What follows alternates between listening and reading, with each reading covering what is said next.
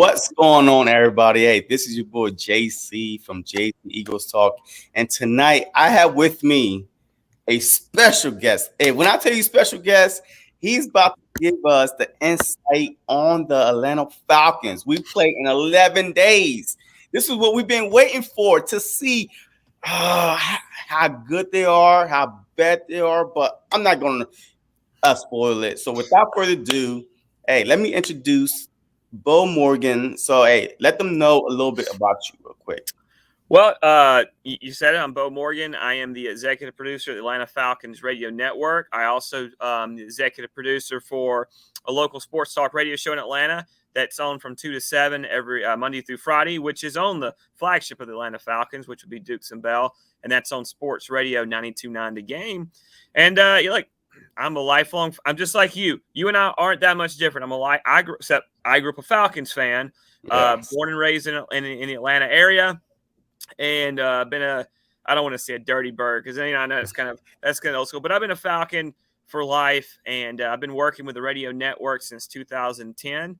And you can find me every weekend in the fall wherever the Atlanta Falcons are. I'm on the road with them per se. This year with COVID stuff, we are kind of doing it commercial, so we're not on the team plane, which is kind of a bummer, but I'm just a Falcons guy through and through, and that's what I'm actually really excited to join you tonight and talk about.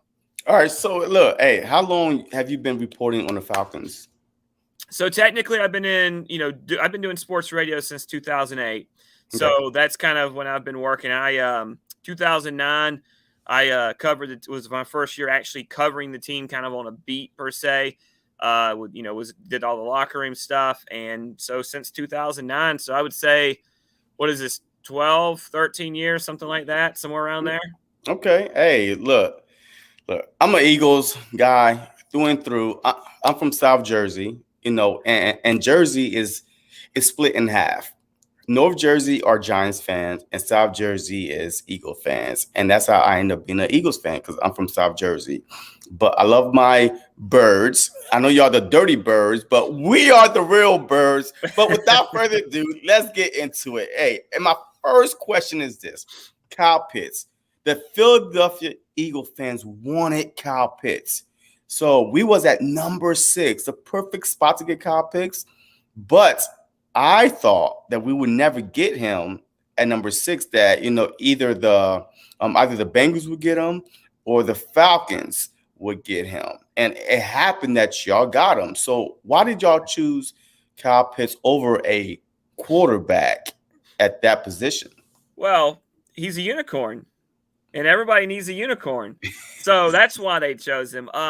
Look, realistically, this is a coaching staff and a front office that came in, and whether they liked it or not, because of the COVID salary cap situation that was created. And I say it that way because, everyone, it was no secret that the salary cap went down almost $30 million or something like that for some teams. It did go down $30 million. Yeah. And so they were married to a Matt Ryan relationship. But, Arthur Smith has said multiple times, and honestly, there's no reason not to believe him. This is a guy that sees life left in a Matt Ryan career. And he's not wrong, by the way. All Matt Ryan needs are a couple of things that we'll probably address later on in the show. But they have their quarterback, a guy you can win with, and he's going to be around for a couple of years. Maybe, 2 is probably a safe bet to say at least 2 years. But, Matt Ryan, we never know how long. We've seen Tom Brady's and these kind of guys play seemingly forever. So that was the first thing. And the second thing I would say, and maybe you can flip them, but that's just the second thing I'm going to say, is on his opening press conference, Terry Fontenot was asked, what is your philosophy drafting? And a lot of guys will tell you they draft for need. Some guys will say it's best player available. Some guys will hem and haw around the answer to try to not give you an answer because they think it somehow gives them an advantage in the process. But Fontenot was real quick to say, best player available. If the best player available there we're going to take him, whether it helps us or not. And when I mean helps us, whether we need him or not. And that's what he did. He took Kyle Pitts because that was the best player available, the unicorn, so to speak. And I know that it disappointed some fans like you guys and the Bengals who needed a guy, right? Like that could stretch the field. They need a weapon. Now, luckily, you both probably still got that, just in a different need. But that is why. And I know that I told you I grew up in Atlanta, but somehow I grew up weird. And in college, which, college sports are bigger, I grew up a college football fan, but I didn't grow up a Georgia Bulldog fan. I grew up a Florida Gator fan, believe it or not. So I got to see a lot of Kyle Pitts over the last few years. Kyle Pitts has been was the best player at the University of Florida since 2019. And it hasn't been close. And, you look at the offense they ran and the development of Kyle Trask, but that was definitely helped by the player that Kyle Pitts was. And Kyle Pitts was helped by the player that Kyle Trask turned into. And you look at those teams, and he was a big part of it. But, Kyle Pitts is a guy that can play anywhere on the field. And I mean that at the receiver position. They're going to line him up everywhere. Would have been a lot better with Julio Jones. Oh God, I mean that was every Falcons dream is to have Julio. I mean, I even talked about this in the draft process leading up to it. Imagine having Julio out wide and Pitts out wide. Now you got 6'4", 4.39 speed at one point in time, and you got 6'6", 4.6 speed on the other side. And then you have Calvin Ridley, who quite possibly is one of the top 5 route runners, if not the best route runner in the National Football League right now. And you put him in the slot, maybe. I mean, and you've got Hayden Hurst. So he just gave you he just added another weapon, but it was all about being the best player available. A long answer short, it all came down to the fact that you were married to your quarterback and you got the best player available in the draft.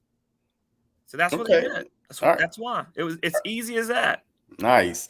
Hey, what have you seen from him in training camp and preseason from Kyle Pitts? Because that's all the Philadelphia Eagles care about is stopping this one guy, Kyle Pitts. So what have you seen from him?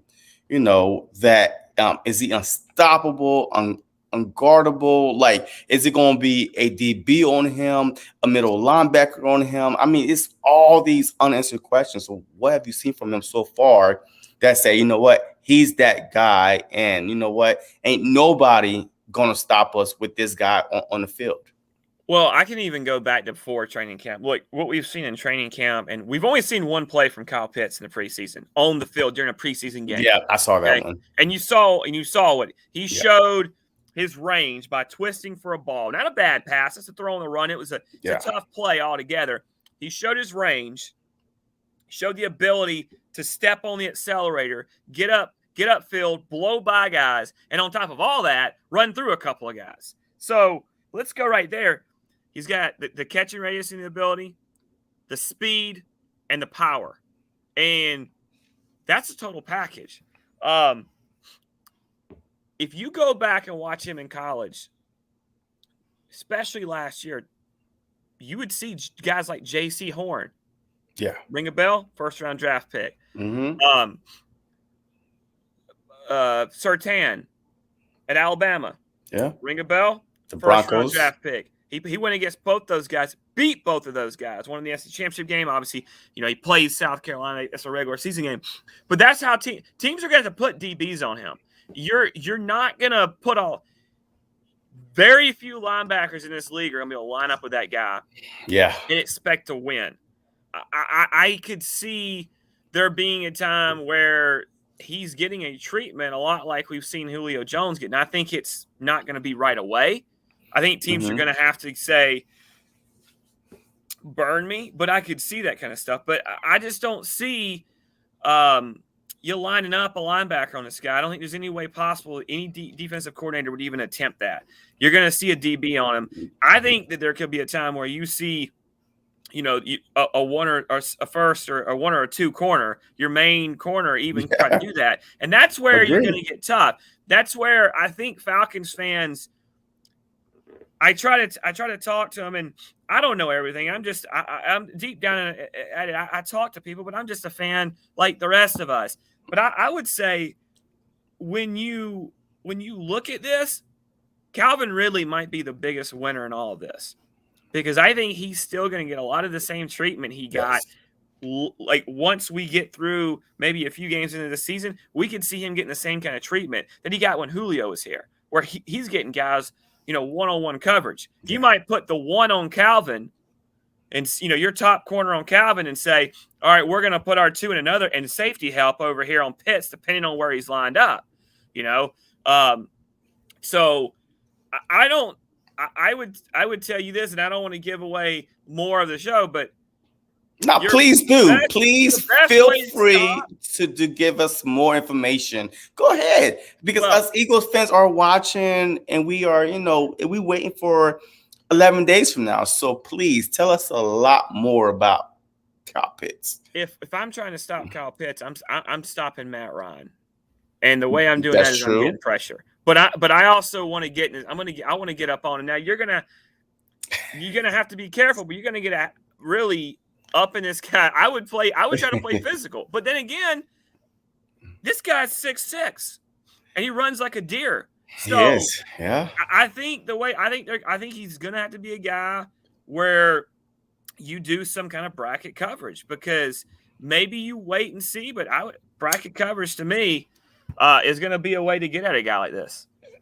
Look, hey, this Philly fans, I love my Philadelphia Eagle fans. They are funny. Like, there are diehard Eagles fans, and Miss Bird Game 31, shout out to you. Like, the Falcons are going down week 1. I mean, the smack talk has started already.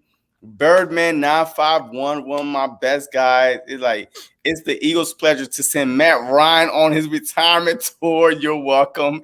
I mean, look, you know what? Can I say this? I enjoy this kind of stuff. You can talk about sending my guy on his retirement tour, but you don't even know if you have a quarterback yet in Jalen Hurts. I would spoil that, because I watched Jalen Hurts play a lot of college football. Yes, and the one thing he was a winner. Really good at doing was his anticipation with his throws and delivering the ball on time. I mean, Devontae Smith's before his senior year, Devontae Smith's defining moment came in the national championship game when Jalen Hurts was benched and Tua made the play and made the throw to him. So, But what that guy do with Devontae Smith's ability, though? He still did the exact same thing when Mac Jones was in he catch the ball. Whatever comes his way, he'll catch it. Backwards, forward, back. Huh? They just didn't come with Jalen. Look. Okay, all right. So, look at this, right? I feel like that the Atlanta Falcons, look, they are okay team, but the Philadelphia Eagles fans are not afraid of the Falcons. They shouldn't be. We're about to get more into it. Yeah, I mean, they shouldn't be. They shouldn't be. But guess what? What? I'll put it this way: neither fan base should be worried about either team as a whole. There are units on this field that on both sides of the ball that both teams should be very worried about.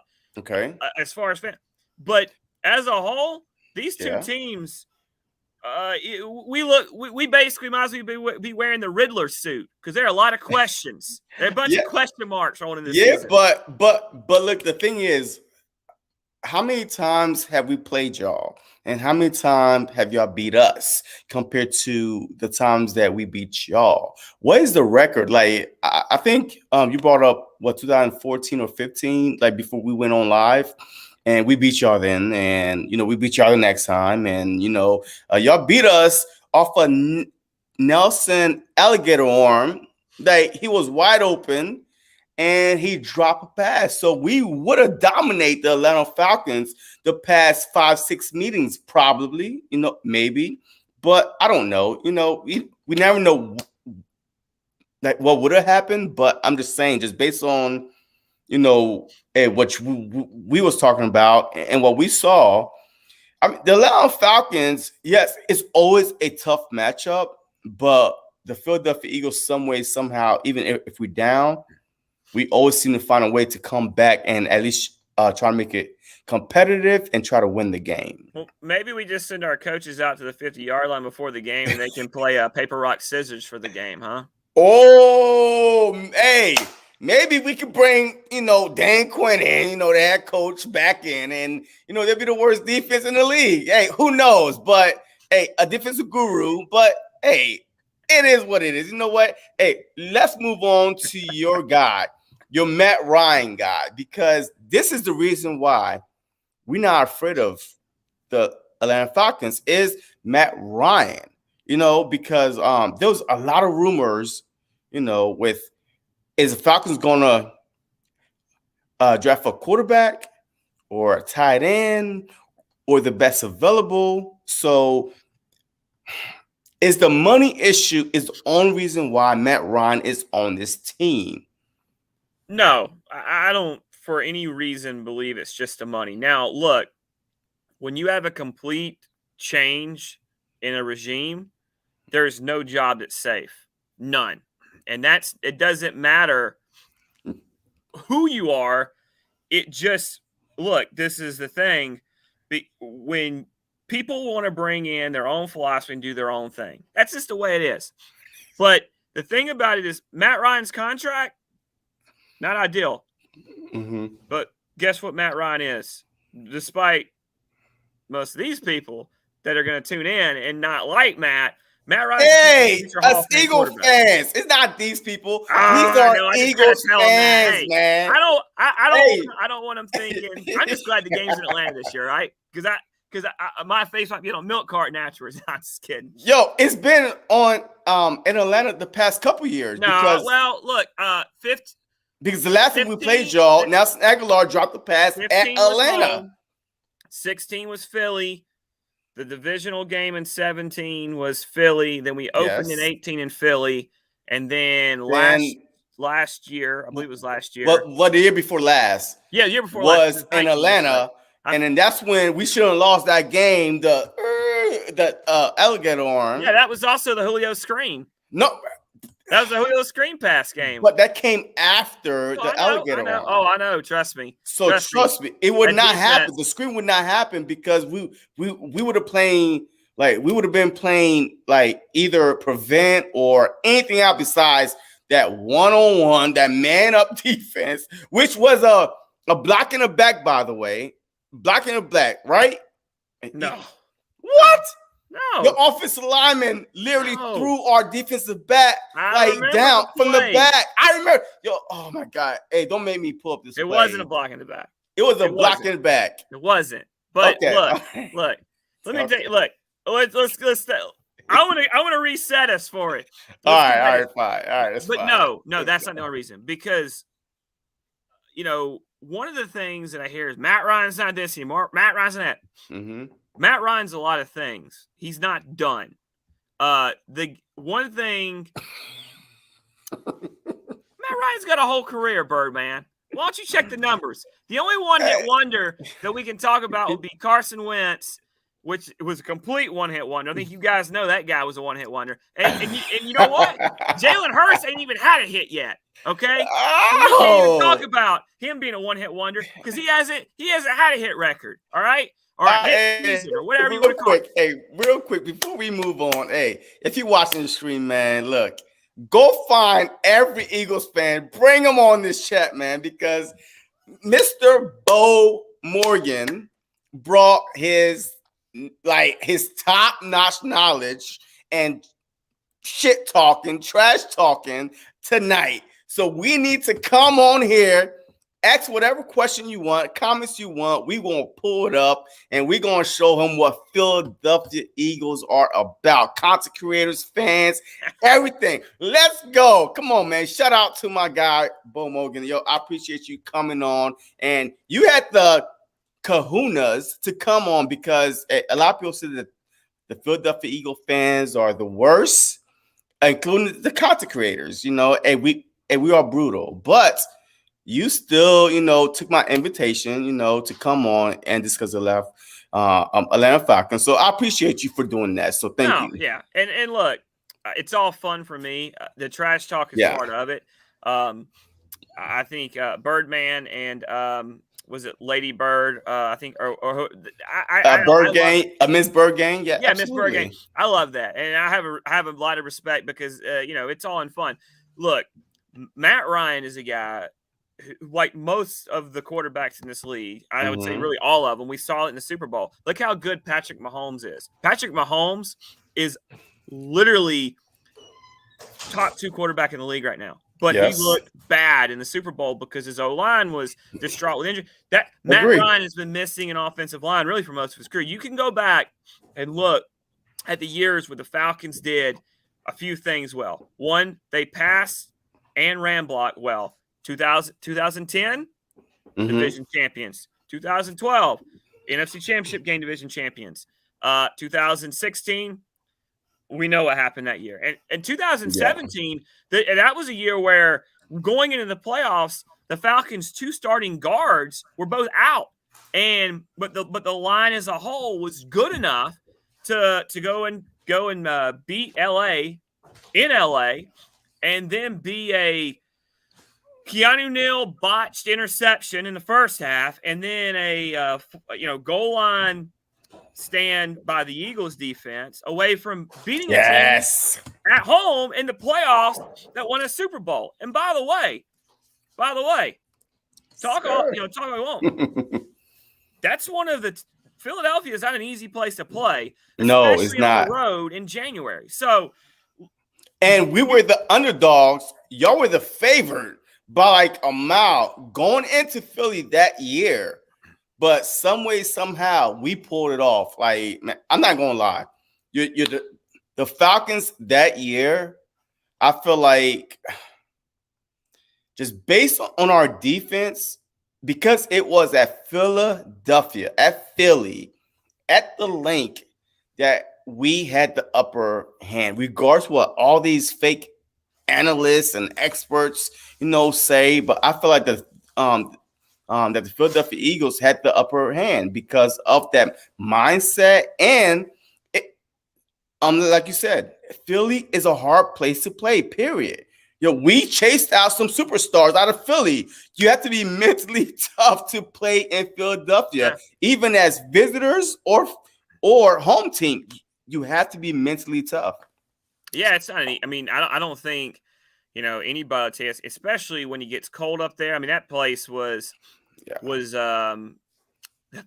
pretty ridiculous as far as the cold. I remember that was one of the colder games that I remember going to, along with some games at Lambeau and that kind of stuff. So, but look, if this team, and Arthur Smith is a guy who wants to do some of these things anyways, you look at what he did last year. I know he had Derrick Henry, but what he did with Ryan Tannehill and then an offensive line, people forget that they lost their 2 starting left tackles. And I say that to say their number 1 left tackle was out. Then they lost their 2nd string left tackle. They went to the playoffs last year with their 3rd string left tackle and then a couple other injuries on that line. So Arthur Smith knows how to coach an O-line.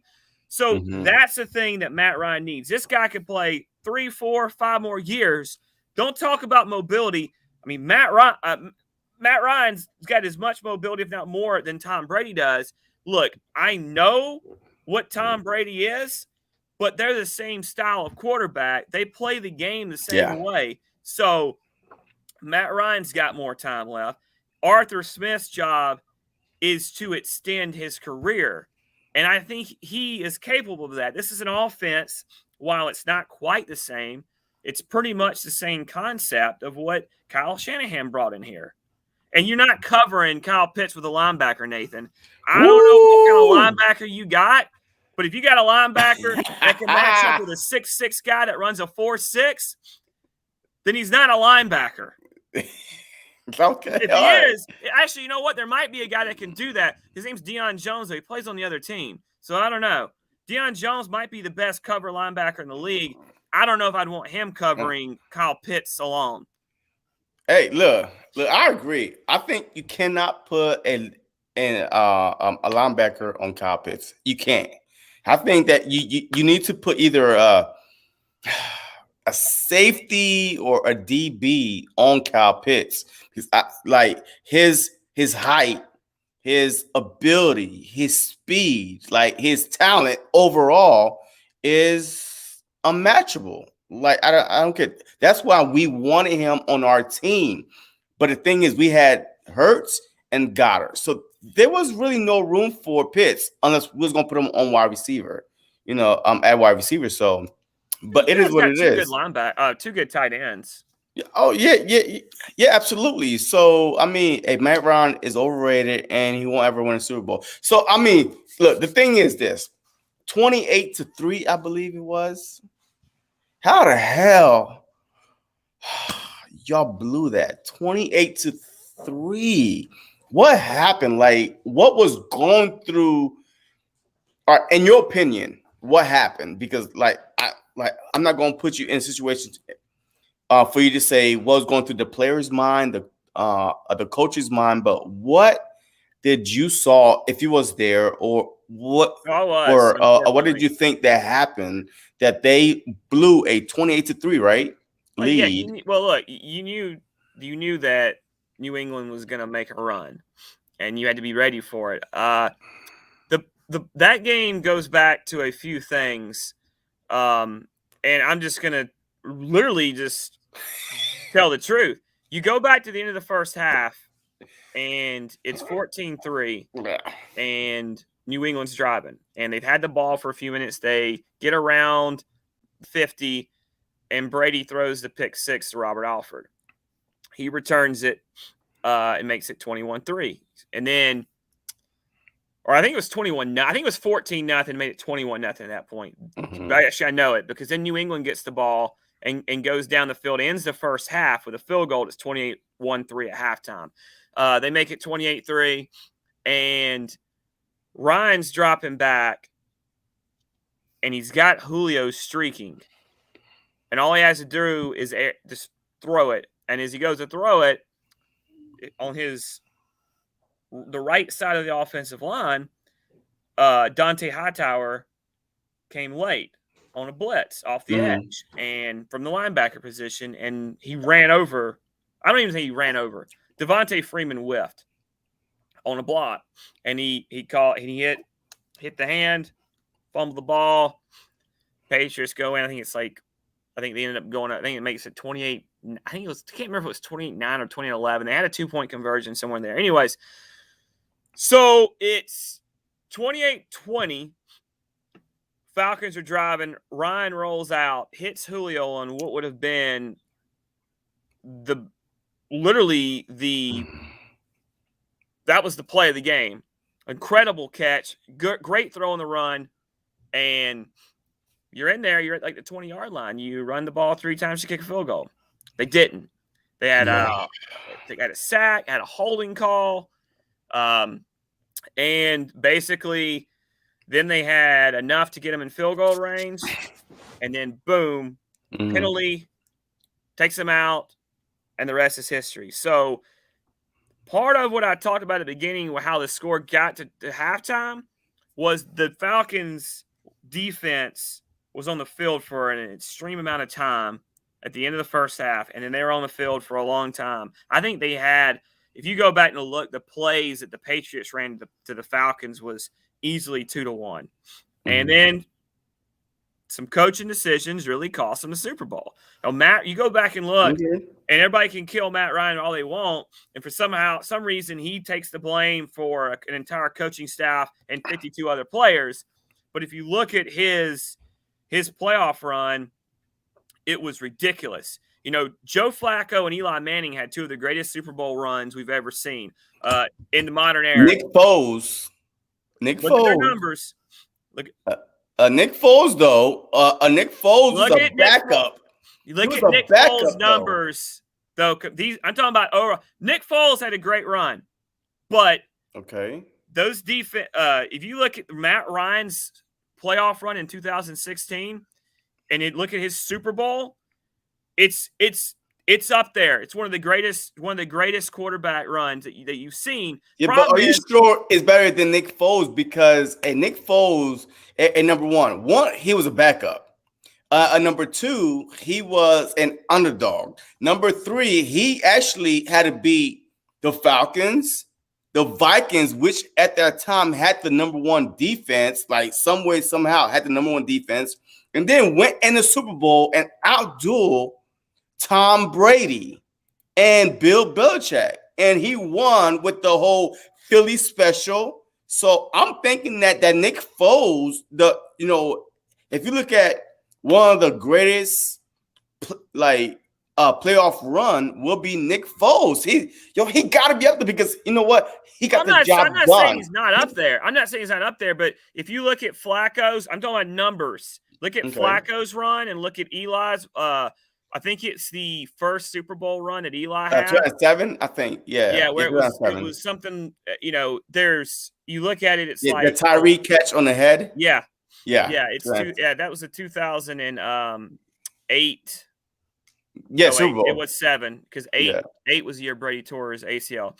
But if you look at their numbers alone, the ratings, the touchdown to interception, those were the type of numbers that Ryan had put up during that. I'm not taking it's not a Nick Foles bashing thing, but if you look at it, it was going to go down with those guys' Super Bowl runs, and because of some defensive ineptness and some bad coaching, basically, it really it puts him where some people that outside people looking in, and even some fans in Atlanta, they blame Ryan when Ryan did everything he really could. And I don't know how much more the guy could really do other than maybe go block Dante Hightower for Devontae Freeman and then throw the ball to Julio. But yeah, that's what happened in 28-3. Next question. All right, yeah.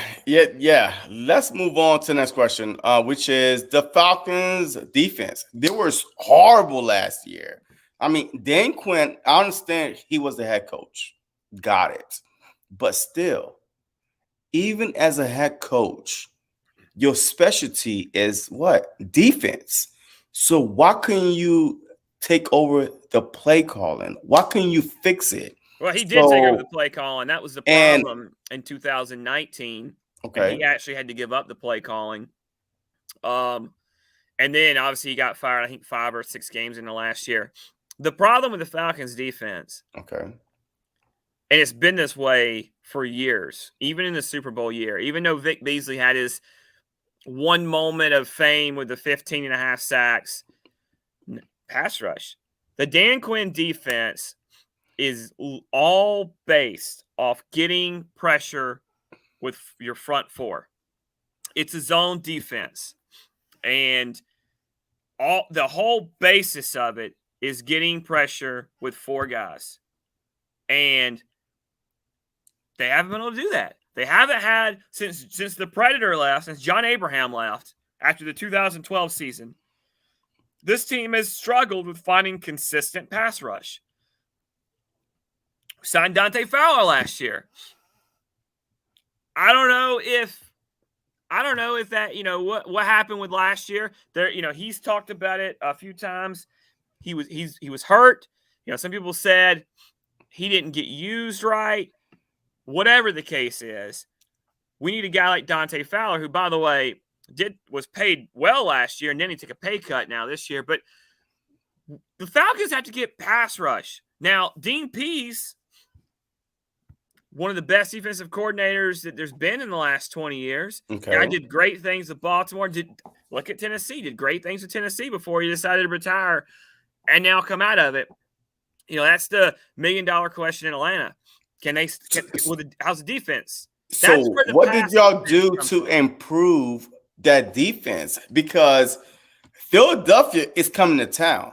If our offensive line is intact, with Mariota, Samoa, Kelsey, Brooks, Johnson, with Miles Sanders in the back, with Hurts and Goddard and, a mobile quarterback. What did y'all do with Devontae Smith, Chris Watkins, with Rager?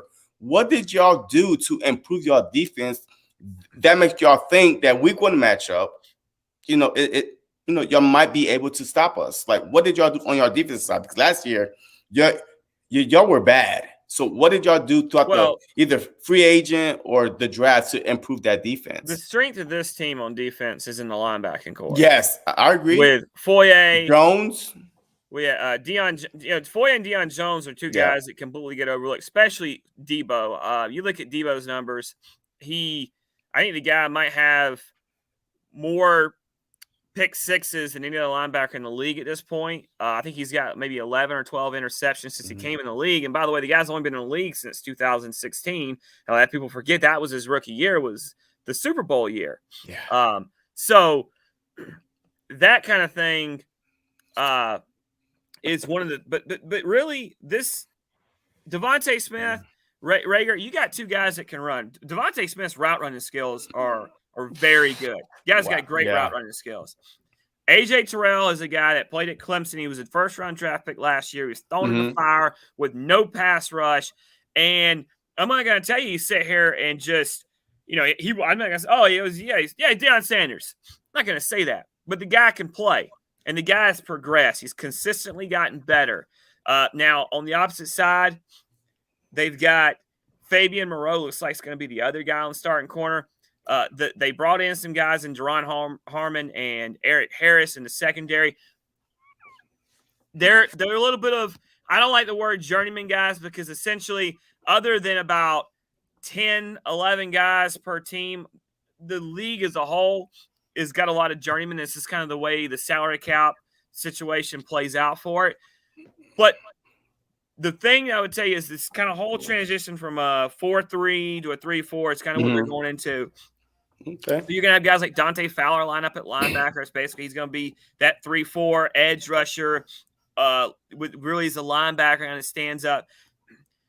But this is good news for us, though, because a 3-4 team is not going to stop Watkins, Smith, and Rager, Goddard, and Hurts. Don't be so sure. Don't be so sure. Because there's no linebacker would ever stick with Rager. There's no linebacker because he's our slot corner now.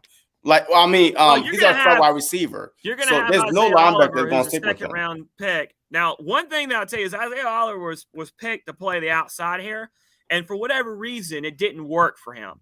But midway through last year, when Raheem Morris was here, I didn't say it was the same guy, Birdman. I said they're the same type of quarterback, and they are. Yeah, not mobile. Whatever reason, Isaiah Oliver just didn't fit on the outside. But last year, Raheem Morris was like, hey, this guy has the size and the speed to be a good corner in this league. So they moved him inside. So he's that nickel corner. He's a guy that's going to line up. He's a bigger guy. He can get some hands. I've seen him miss the jam at times on the outside, but it's a little bit different when you're on the inside to get that jam.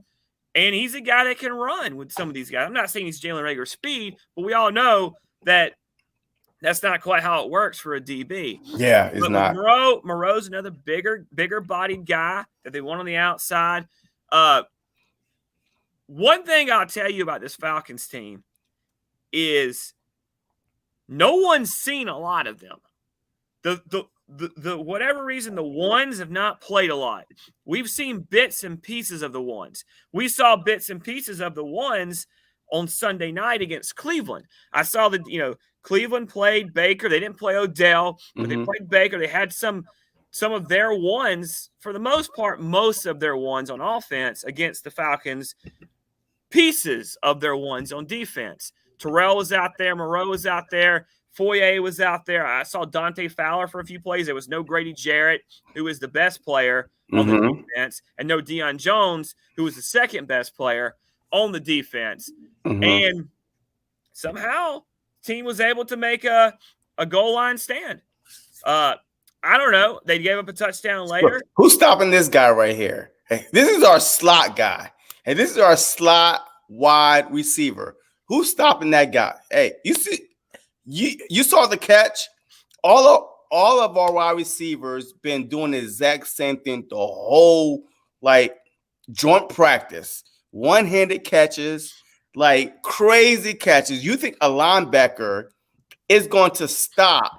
Isaiah Oliver is going to be on Rager, not a linebacker. They'll put the slot corner, which is Isaiah Oliver, on there. Hey, by the way, since you got film, why don't you load up Calvin Ridley burning Howard in Miami? Yeah. I saw that. Over again. Yeah, I saw and then that. I can ask you, who's stopping my guy Calvin Ridley? My guy? You know what? Hey, look, Darius Slay. You know who's stopping? No. Slay's going to stop You know him? who's stopping him? Hey, do you know who's stopping him? Who? Jonathan Gannon. You know why? Because Matt Ryan ain't going to have time to throw the ball like that. You should have said Fletcher Cox. Then I would have been like, yeah, you're right. No, because you know what? Jonathan Gannon, because, hey, last year, the past few years, the Jim Shore system did not work. We never blitz. He's a guy say, hey, if you're getting beat, fix it. You on your own. But the thing is, the Philadelphia Eagles was third in sacks last year without blitzing at all. 49 sacks. We blitz maybe 10% of the time. We hardly blitz, but our front four. But this upcoming year, we have a better corner in Nelson and Slay, a better safety in Anthony Harris and McLeod or Wallace. Our linebacker core is better with Eric Wilson and Singleton. I don't see. That's what I'm saying. If y'all were struggling the past few years with the Philadelphia Eagles front four without blitzing, imagine now if we coming after Matt Ryan head. Like, he's not going to have no time. So the Ridleys, the Pitts, all that is going to be void because we coming after y'all, period. Well, look, the best way to stop an aggressive defense is run it down their throats. That's the best way. You also want to stop? You bring in pressure at me? Come on. I'll throw a little screen pass to Cordero Patterson, and I'll watch him run while you're big uglies. Or you know what? They might be picking Matt Ryan up off the ground, but they might be picking. But if he completes the pass and we get some yards, how many times he could go on the ground? I tell you one thing though, it's interesting that you brought that up because we were talking about the defense. That's it. You literally sound like a Falcons fan. Why don't we blitz more? Why aren't we? And Dean Pease is a guy is going to bring people from everywhere. The only problem with blitzing a guy like Jalen Hurts is I think you're actually playing into Jalen Hurts' strengths. I think putting the ball in his hands out on the perimeter, or if you lose containment as a defensive lineman, that's a problem with a guy like Jalen Hurts because honestly, he might be a bigger weapon with his feet than his arm at this point in his career. And that's just because he's a young quarterback who's still finding his way. And in college, at Alabama, I know it changed a little bit at Oklahoma, but at Alabama, he was a bigger threat out of the pocket than in it. And he had weapons at Alabama. He had weapons at Oklahoma too. So the growth and development of Jalen Hurts this year, and that would be the thing that I would be worried about if I'm an Eagle fan. Look, all jokes aside, no trash talk. Okay. You had a guy in Doug Peterson, whether you like him or not, he did win you a Super Bowl, so I'd hope you like him a little bit. Oh, absolutely. But he's the he GOAT was a quarterback guy. You know, he was a quarterback. He was a quarterback coach in Kansas City. So he's a guy that knows how to develop a quarterback. Whether the Carson Wentz experiment worked out or not, I don't know if that was really all to blame on Doug Peterson, to be honest with you. But you get rid of him for a young guy who I don't know what Sirianni is. I don't know much about his coaching staff. I'm not going to lie. My job's not to know a lot about his coaching staff. But who's developing Jalen Hurts? Because Jalen is a guy. He needs someone to develop it. And I don't think Joe Flacco is the mentor guy. Maybe he is, but I've never kind of seen him as that kind of guy. Yo, I feel like, hey. And I don't want you Fletcher Cox, Birdman. I done admitted that. I love Fletcher Cox. I think Fletcher Cox might be one of the best. Well, he's a top 10 D lineman in the league, especially Yeah, interior. absolutely. He's not Aaron Donald, but nobody is. Yeah, exactly. He's in that second tier of elite guys on the interior. Yeah, I agree. So with the whole Doug Pearson thing, right? I believe that he's not a player's development coach. You know, when Frank Wright went to the Colts, it was over. When Dave Filipino went to the Vikings, it was over because Doug Pearson did exactly what he was supposed to do the year we won a Super Bowl. Be your head coach. Your offensive coordinator, your quarterback coach did all the work for you. And you saw that because once those two left, Carson Wentz went to shit. Like his footwork was off, everything was off, like bad, period.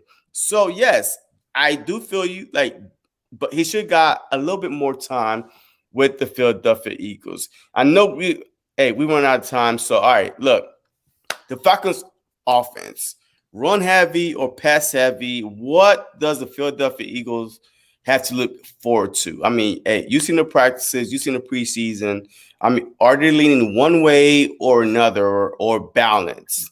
Well, it's going to be more balanced than ever, but Okay. Arthur Smith wants to run the ball. There's no secret. He wants to run the ball, run the ball, run the ball. I would say run heavy way before I would say pass heavy. The problem, the thing is, and it's been the problem for the Falcons, is the trench play has been the problem for the Falcons for years. Yeah. That's what I always try to tell people.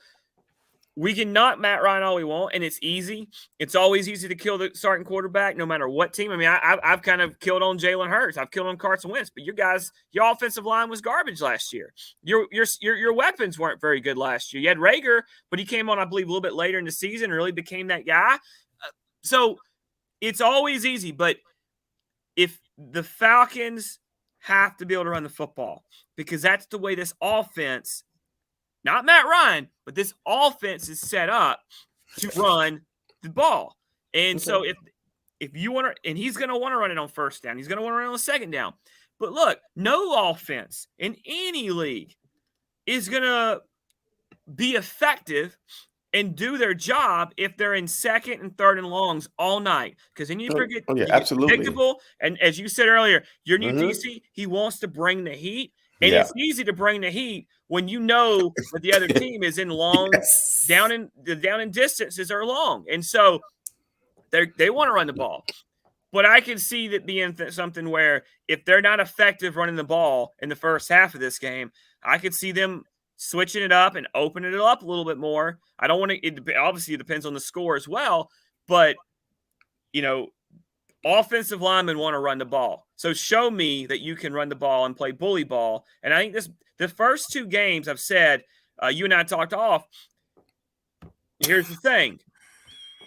These are the two best defensive lines you're going to play in the first 4 or 5 weeks. The Eagles with Fletcher Cox, and then that Bucs D-line, which makes – honestly, it makes the Eagles look a little bit weak, and the Eagles have a great D-line. That's how good that D-line is down in Tampa. So absolutely. It's going to be interesting, but they want to run the ball. Arthur Smith's thing is run the ball. He's a run-the-ball guy. I mean, you can see that with Tennessee. With or without Derrick Henry, that's still his philosophy.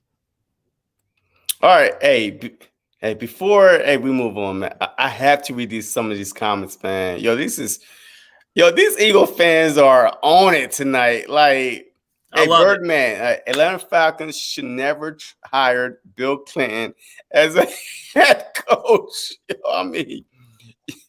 Kyle Pitts is a superstar, so stop trying to act like the next Megatron. I have to disagree with that myself. So, there's no need to respond to that. I believe that the Philadelphia Eagle fans wanted Kyle Pitts, either Kyle Pitts or Surtain or Horn or Devontae Smith. So we got one of them.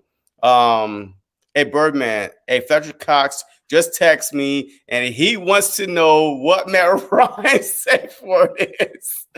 This is funny, man. Oh, I know. I saw this and I liked it. Matt Ryan, Richard Pryor, Matt Ryan put up stats, but their coaching strategy when having the big leagues is horrible. Yeah, All right. So before then Don't moving disagree with on, Richard. like the lead, what y'all blew a 28-3 lead last year against the Cowboys. It was it the defense, or did y'all just change strategies, or what was it?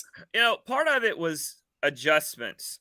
Okay. Second half adjustments always seem to lack under the previous administration, Okay. and a lot of it is defense. That's the thing is, and we've talked about this. For some reason, they couldn't get pressure with the front four, and they knew the passing was coming. And the cover three that they ran, just with no pressure, guys get open. It's zone defense. So you find a soft spot in the zone.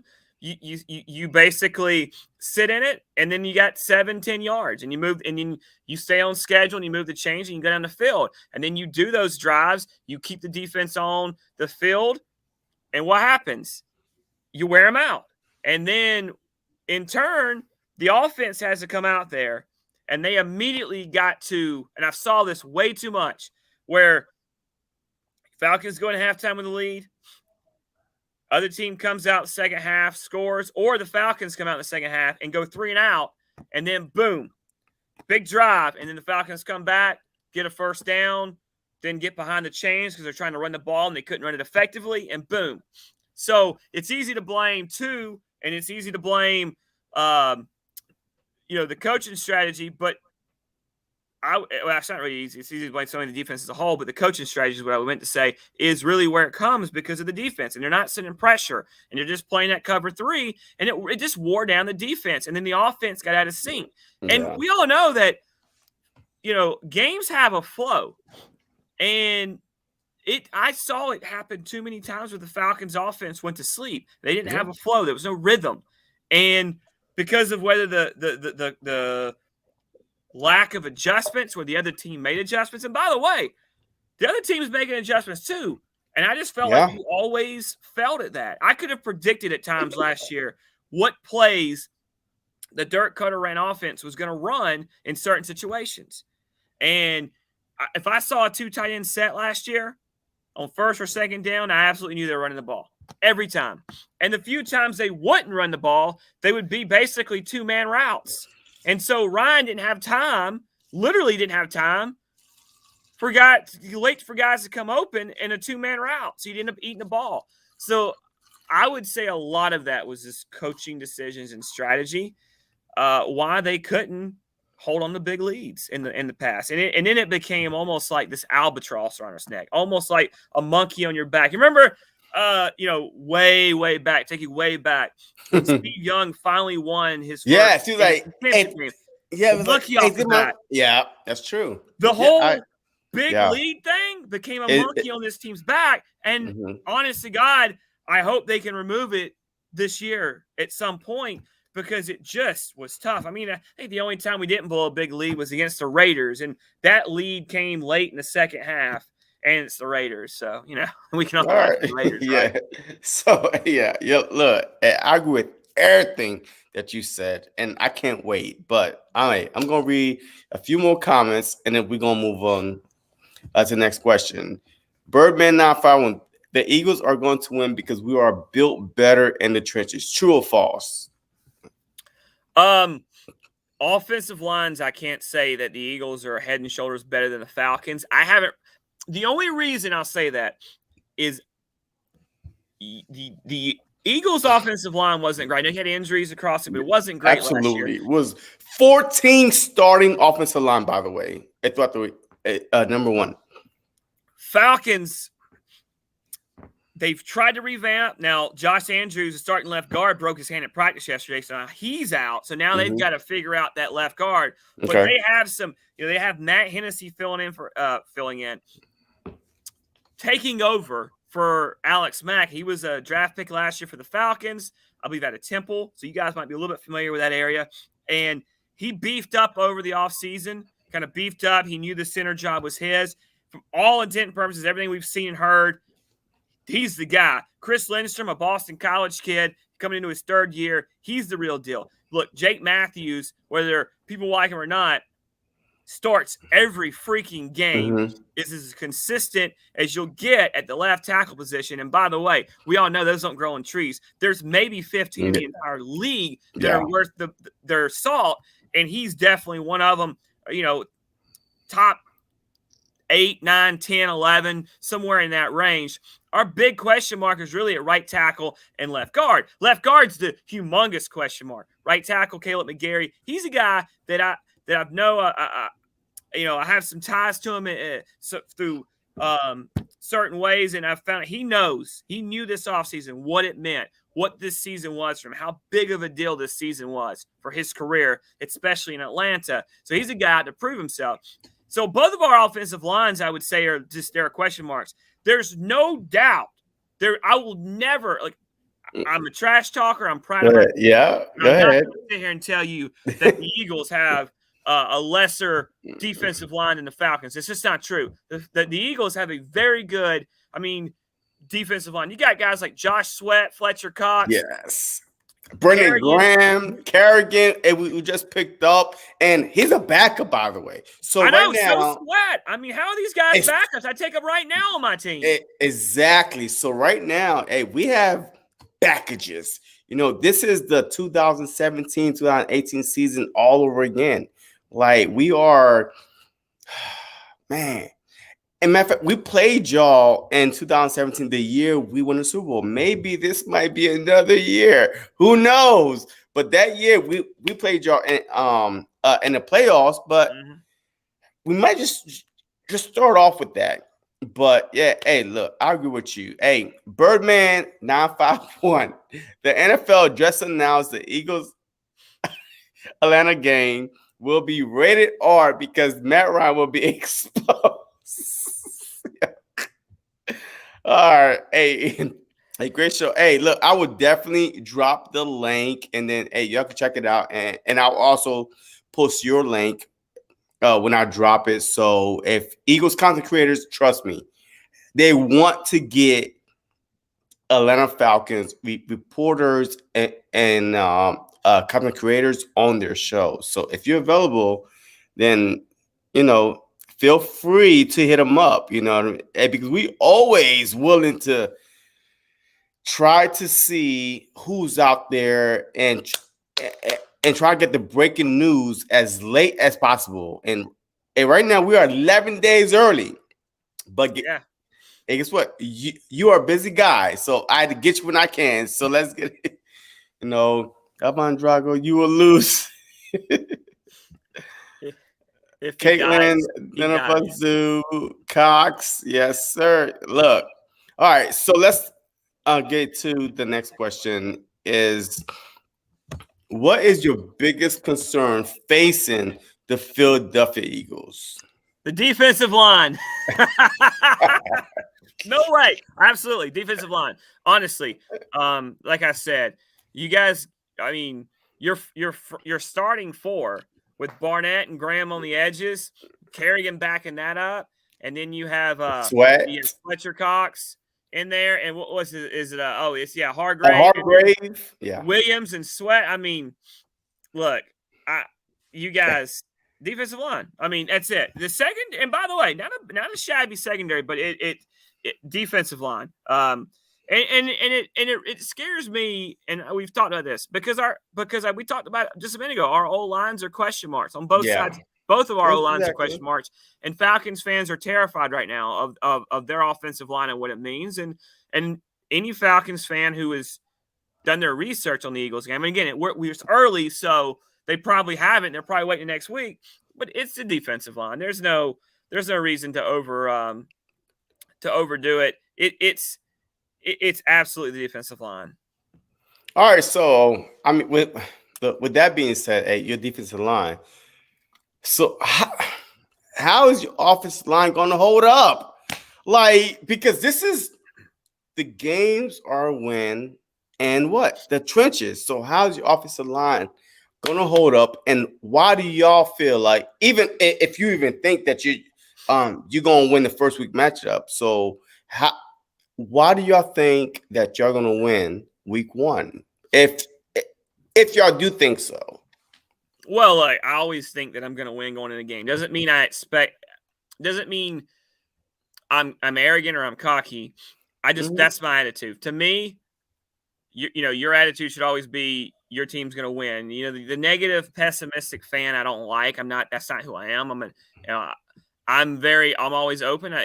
That's if I thought my team was going to lose a game, I wouldn't want to watch it. Yeah, right? but you are a reporter, though. Like, I mean, Yeah, I know, you but have I'm also a tell fan. the First and truth. foremost, I'm a fan. Yeah, But yeah. to me, the way the Falcons win the game is by I don't expect to beat. The Falcons can't expect to line up the offensive line versus your defensive line and win every time.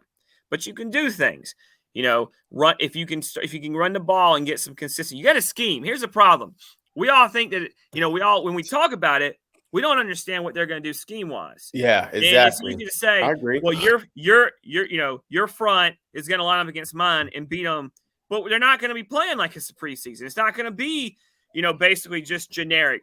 They're going to do things to try to counter the strengths that the Fletcher Coxes of the world and the Brandon Grahams and the Barnetts and the Hargraves have.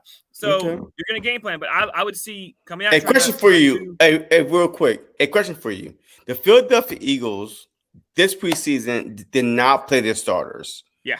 So the Falcons cannot look at past tapes on the Philadelphia Eagles. So everything we about to do week 1 is brand new. Like, we didn't play our starters. Huh? That's the same here. You'll change one person. Julio Jones and your coaches. But Matt Ryan didn't play. It's the same player. Kyle Pitts played 1 snap. Calvin Ridley didn't play 1 snap. If your offense are going to change that drastically to say, you know what, we might have to scratch everything we've seen the past 3-4 years that we played the Falcons, because literally new coach, new quarterback, like our whole team is brand new. So that's why we didn't play our. But that's the thing here. But that's what. But I agree with you. It's going to be tough. But here's the thing. Okay. That's the exact same thing on this side. You might know what Calvin Ridley does, but you don't know what Calvin Ridley's going to do in this lineup. Okay. Kyle Pitts, if you're expecting Kyle Pitts to line up at tight end every play, well, I think you might want to reassess that. I think both of these teams are going to be doing things that neither has seen.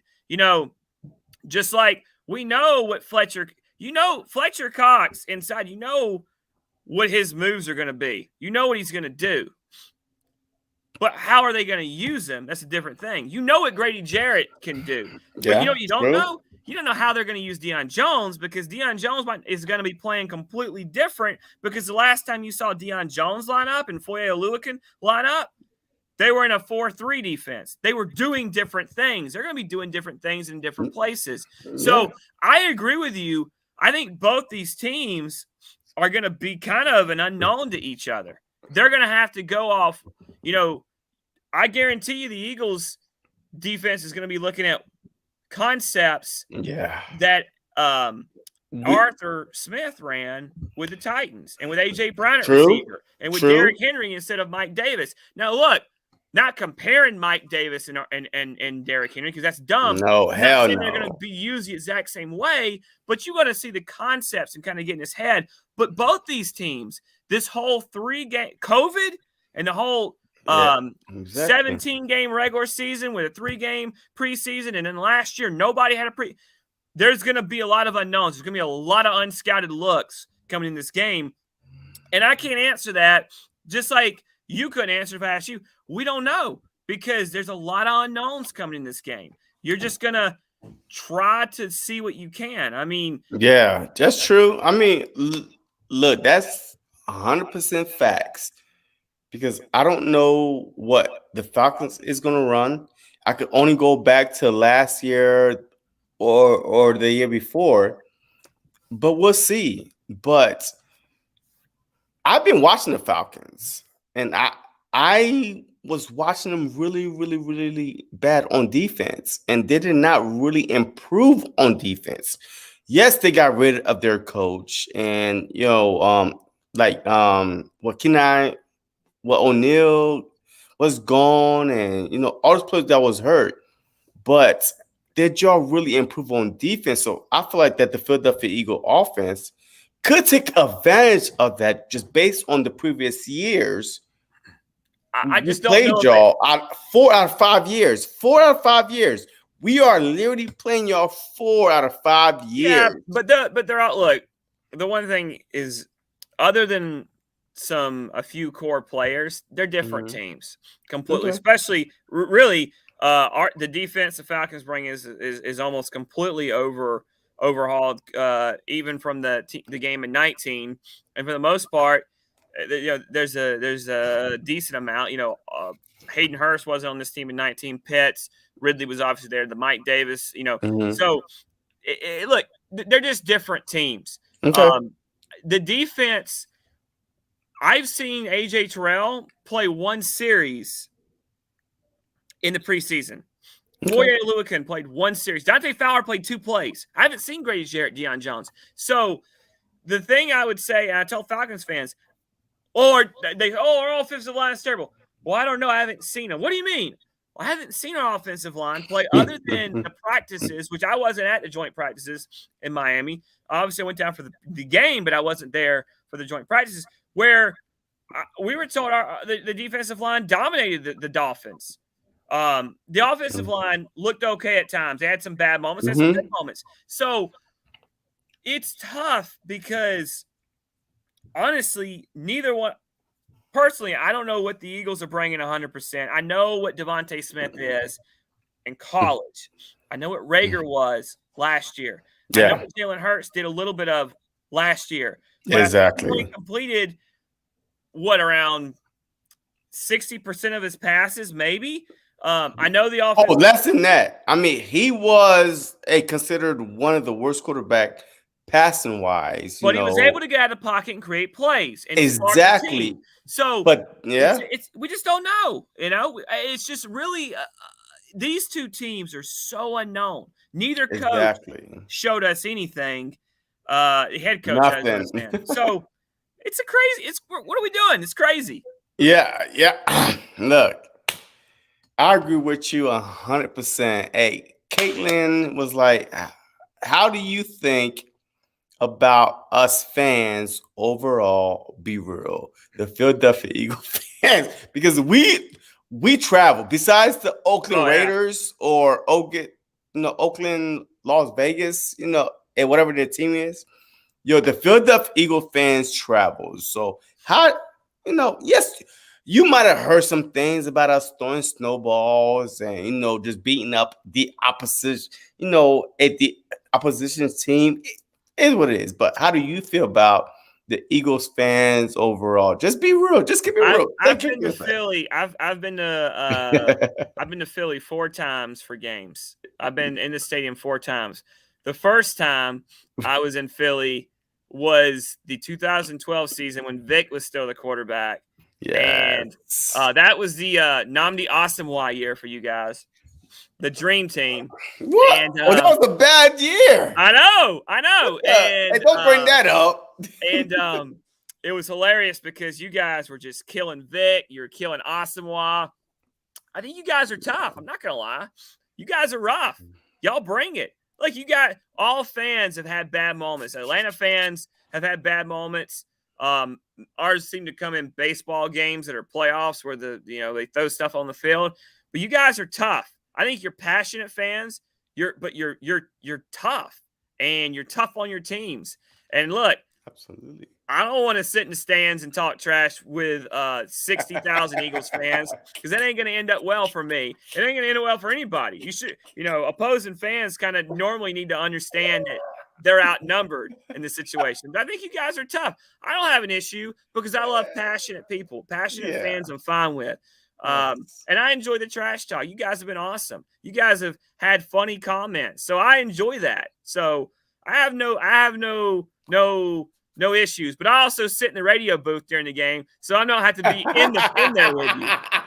And I know you're loyal. Trust me. I know you guys are loyal, Kathleen. I get it. Y'all are tough, you're rough, and you're loyal. I get that. And I like the loyalty, by the way. Don't get me wrong. All right. Look. All right. The season prediction for the Falcons. No Eagles involved. Give me your honest opinion. You've been to a preseason game. You've been to the whole joint practice game. How do you think the Falcons is going to do? This is our last question, and we're gonna just go off there. Look, I think it's a 7 to 9 win team. To be honest, I would, obviously it's different this year because there are 17 games, so there's no such thing as I would say a 500 team. But I think if they won 10 games this year, I would be ecstatic because I do think that the transitions is one thing, but you also have a roster that was decimated due to poor building in some ways, but also the COVID stuff. The whole COVID thing with the salary cap, this team couldn't do anything. And so they were cutting, and there wasn't a lot of adding.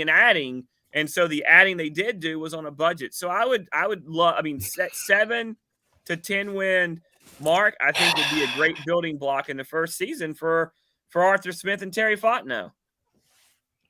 All right, yo, I have to do this one. Bobby Murphy, you say, hey, Bo Morgan, you all right, bro? Much respect. Because you came on here. The Philadelphia Eagles fans are rough, tough, but we are passionate. But I do have one last question for you, though. A bonus question. Record-wise, what do you predict? For the Eagles?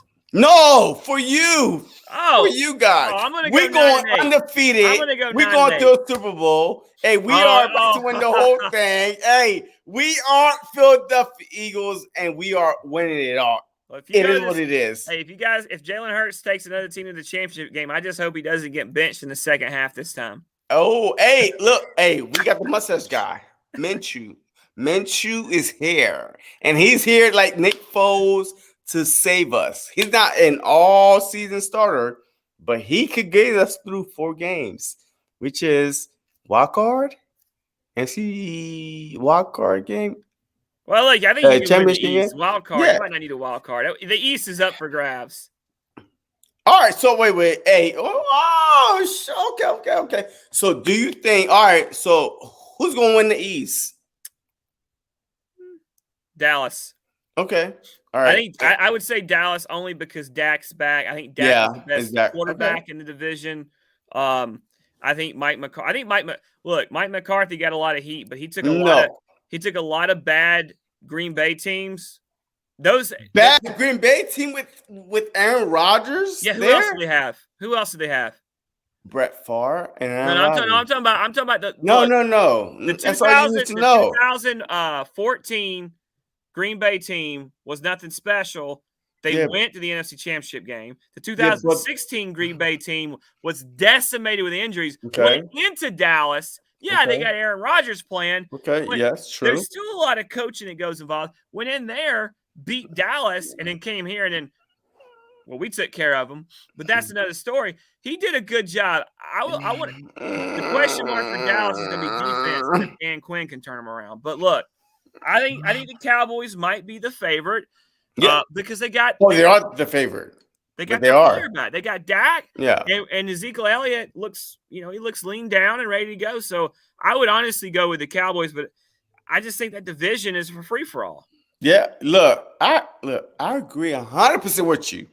But the first thing is Mike McCarthy, whatever his name is,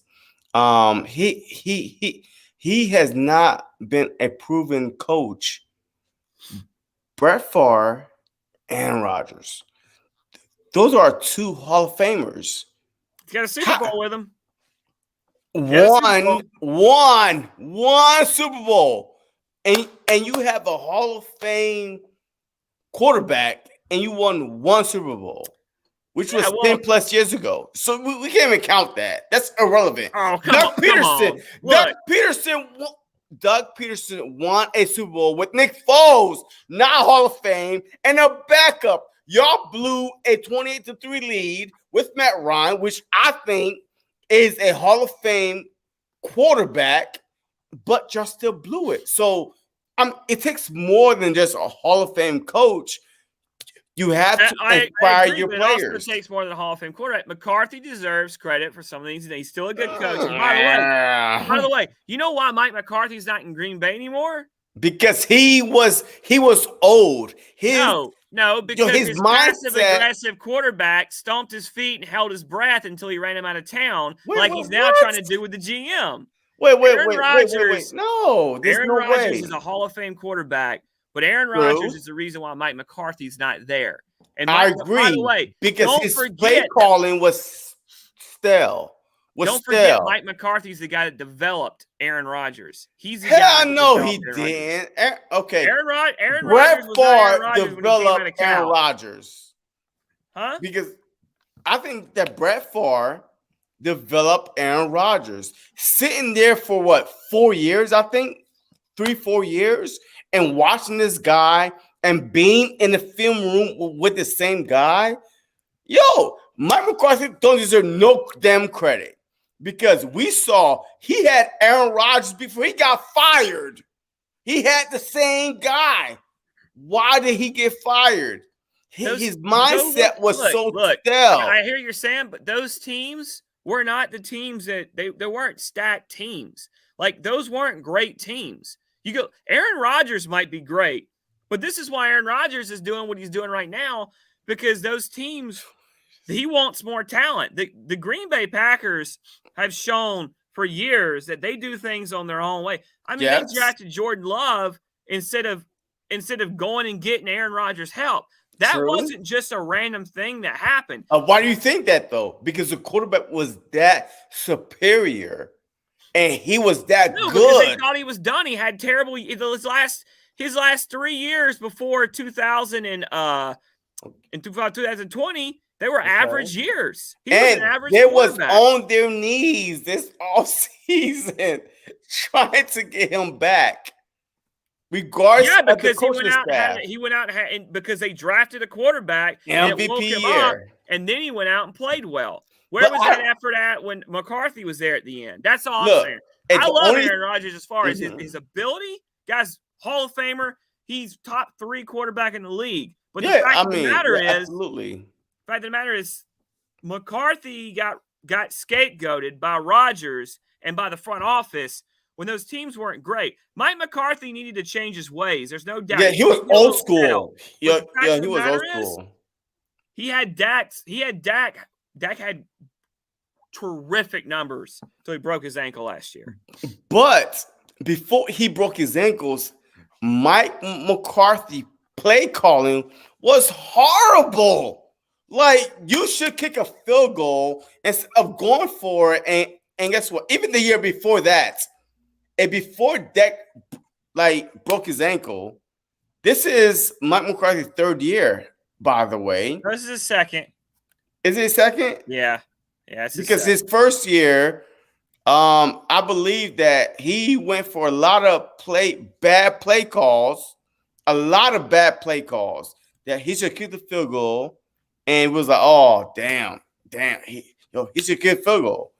I believe that without a Hall of Fame quarterback, that Mike McCarthy is just a mediocre coach. I mean, look, I could say Doug Peterson without Frank Wright is a mediocre coach, but I don't necessarily. Well, I said that. I said that. I know, but I don't necessarily agree. Andy Reid without Patrick Mahomes. No, hell no. Really?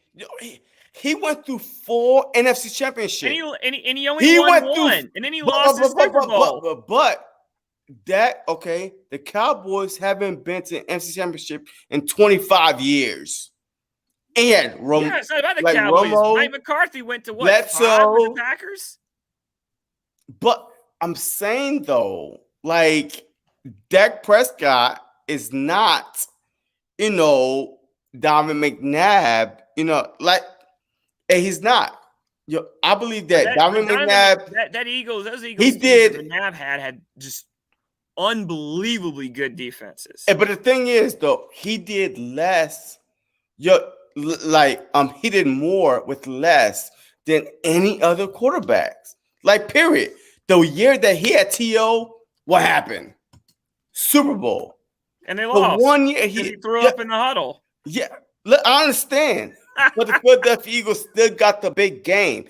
They still got to the big game because our defense was that good. But also, our offense was unstoppable. But the thing is, he's the only quarterback that I know in our division, that went to Super Bowl with less talent than the Cowboys have. Like, the Cowboys would not even make the playoffs without Amari Cooper. They had to go get a number 1 wide receiver. We made 4 divisional NFC championship without a number 1 wide receiver. Well, you only made 3 because you had the fourth one. You had T.O. But look, yeah. I'm not a Cowboys fan. I just think that right now, I don't know who or what Nick Sirianni is. And I mean, your team on the field is one thing, but who your head coach is, that's a totally different thing. The only other thing I have to say real quick, man. I don't mean to cut you off, but every coach that we hired was underdogs. Andy Reid was not the first choice for the Eagles. Doug Peterson was not the first, head coach for the Eagles. He was a desperate hire. Nick Sirianni, who, like, rock, paper, scissors guy, he's not the first coach for the Eagles, but we always manage to survive that. We always manage to rise above that, and because we're underdogs. That's the problem. That's why I think that this season, we never went into a season as underdogs before. This is the first season where disrespected from the jump. Jalen Hurts was ranked the number 40th quarterback. There's 32 teams in the league. How the hell you rank 40th when you were 32 teams in the league? So that means you have backups in front of him. Look, this season is going to be different. I feel sorry for every team. No, we're not going to go undefeated. No, hell no. No, we're not. But I feel like that the Philadelphia Eagles are in a perfect situation where there's nothing expected of us, and we will shock some teams. I don't know what teams, but we will shock some teams and end up being in contention for the playoff, a wild card, or something. But we will not be 4th in the division, especially not with the top 5 offensive line and our top 7 defensive line. How the hell you could be last in the division? Oh, I don't know where you're going to finish in the division, but I would just tell you, I mean, Nick Sirianni and Joe Judge can fight in the street for the last place in the division. the two old heads in McCarthy and Rivera. I think those seem like the favorites for the division. I honestly think I would probably pick the Cowboys just because I think they have the best quarterback in the division, and I think the quarterbacks. I don't think the most important position.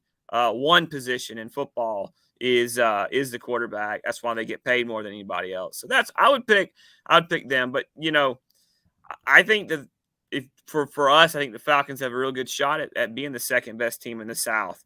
I'm not a believer in the Saints or the Panthers. I just don't know what those two teams are bringing. All 3 teams other than the Bucs in the South were really. The Panthers are kind of rebuilding, and then you look at the Falcons and the Saints, and they're two rosters that lost some key people, or were also, I guess, easier put, couldn't do some key building because of the salary cap ramifications of being over and having to get under it. So, and then the Saints, they lost a Hall of Fame quarterback in Drew Brees, and now they're having to start over with Mr. 30-30 and Jameis Winston. So, yeah, it's going to be both these divisions are going to be interesting. The South will be less interesting because of Tampa Bay in it, but they'll both be interesting divisions to see how they pan out. Yeah, look, hey, who's is winning the week 1 matchup? Eagles? I mean, I know you are a fan and a reporter and all this stuff, but who is winning the week 1 matchup? This is it. I promise. Who's winning the week 1 matchup? Well, Eagles, Falcons. I'm gonna have to go with the Falcons, and the reason is because to me, the head coach and the defensive coordinator, which is also the head coach and the offensive coordinator of the Falcons. I mean, I know Dave Ragone is the offensive coordinator, but Arthur Smith is play calling, and then Dean Pease, I don't want to overstep it, the legendary defensive coordinator in the NFL. I just trust what they can put together, and what I really trust is at halftime. The Eagles may be winning up front with more talent.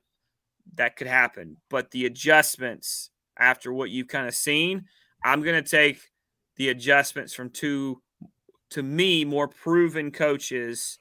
I'm going to take their adjustments because we talked about it earlier.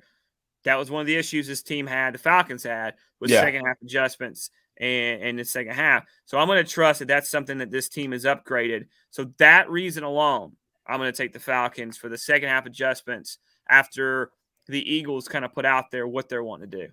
Okay. Hey, you know what? I'm about to go the opposite way.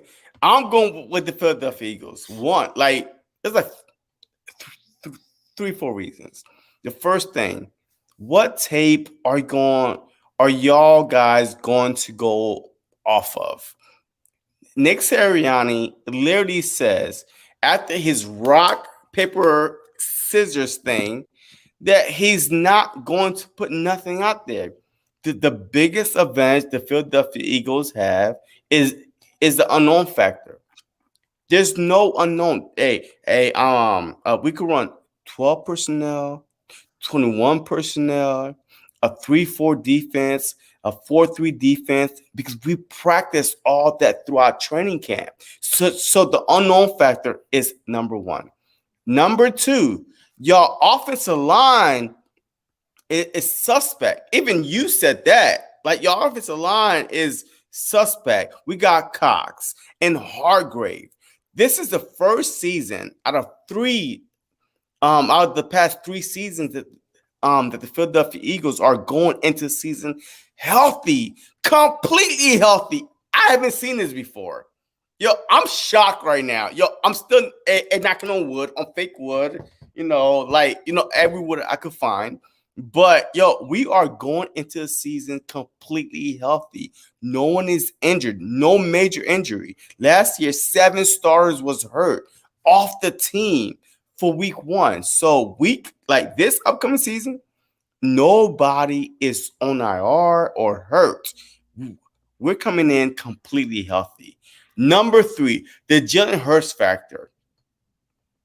Y'all don't know what Jalen Hurts is going to bring. If I were the Falcons, I go back to the Saints game and look at how we beat the number 1 defense with Jalen Hurts with no offseason, no practice, no nothing at all. No offseason, no practice, no first team reps, and we beat the number 1 defense at that time. So if I was the Falcons, I go back to that game because that is his ceiling to me. You know what I mean? Like over 300 yard passing, over 100 yards rushing. He was on it. Number 4, our defensive line is dominant. With Sweat, Kerrigan, Barnett, Hargrave, Cox. Milton Williams. You didn't even mention Milton Williams the whole time. He's coming.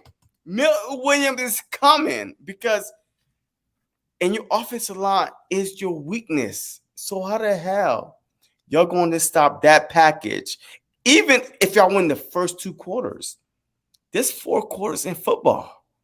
There's third quarter and the fourth quarter. And guess what? Y'all get tired. Fresh bodies coming at y'all. There's no way. And number 5, right? Number I think 5. you're on 6. No, I'm on 5. Devontae Smith, Quez Watkins, Jalen Rager, Goddard, Hurts, Sanders, Jalen Rager, mobility. Y'all defense was the last in the division, like in the NFL last year. How the hell y'all improved from last to first? Because that's the only way you're gonna stop the Philadelphia Eagles if y'all went from last to first. You have to go last from first to stop the 40th ranked quarterback. Who was no. See, those are all right. The media. I'm just messing with you. No. But yeah. The media hate the Philadelphia Eagles. Period. Regardless. Look, the media hates the Philadelphia Eagles. All right. So period. Big play Slade. You can say the exact same thing about the Atlanta Falcons. Yes, you can. The unknown factor, right? The offense is new, the defense might be new, but the thing is, your quarterback is still the Statue of Liberty. He ain't going nowhere. So we are headhunting. We are coming after y'all, period. Regardless how your offense change. Unless, Kyle Pitts is not Julio Jones. Agree or not? Well, no, I mean, there's only one Julio Jones. So, exactly. I mean, that's kind of an impossible question. I mean, there's only one answer to that.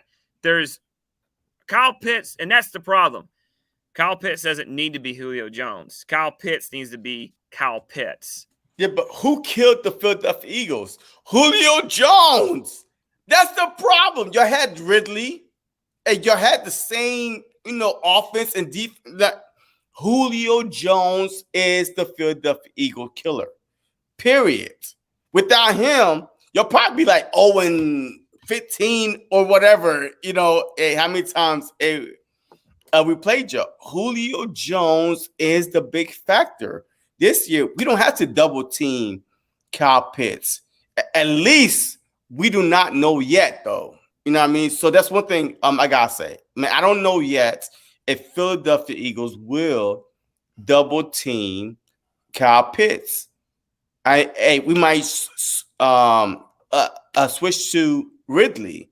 He's good because I had him in fantasy 2 years ago. So trust me, I know the Falcons team like you do. Well, not exactly like you do, but I know them because I pick the fantasy teams and and stuff like that. But Julio Jones was the biggest Eagle killer. If you ask every Eagles fan, who would they hate to face? It's Julio Jones. He literally busts our head into the white meat. Like, seriously, we can't cover him.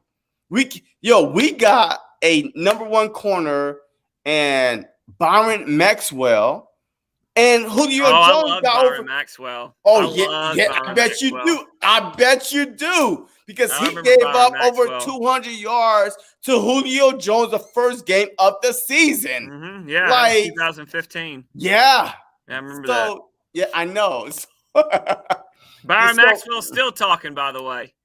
I never seen a guy run his mouth so much when he was getting just his ass handed to him as Byron Maxwell did that game.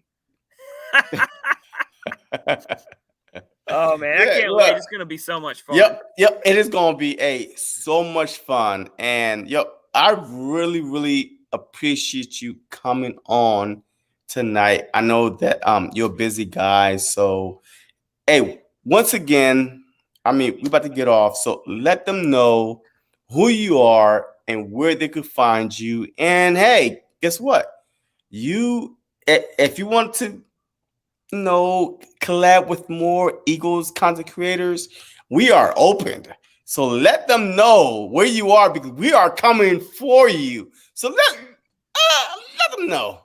All right. Well, again, I'm Bo Morgan. I'm the executive producer of Atlanta Falcons Radio Network. I'm also the executive producer of Dukes and Bell, on 92.9 The Game here in Atlanta.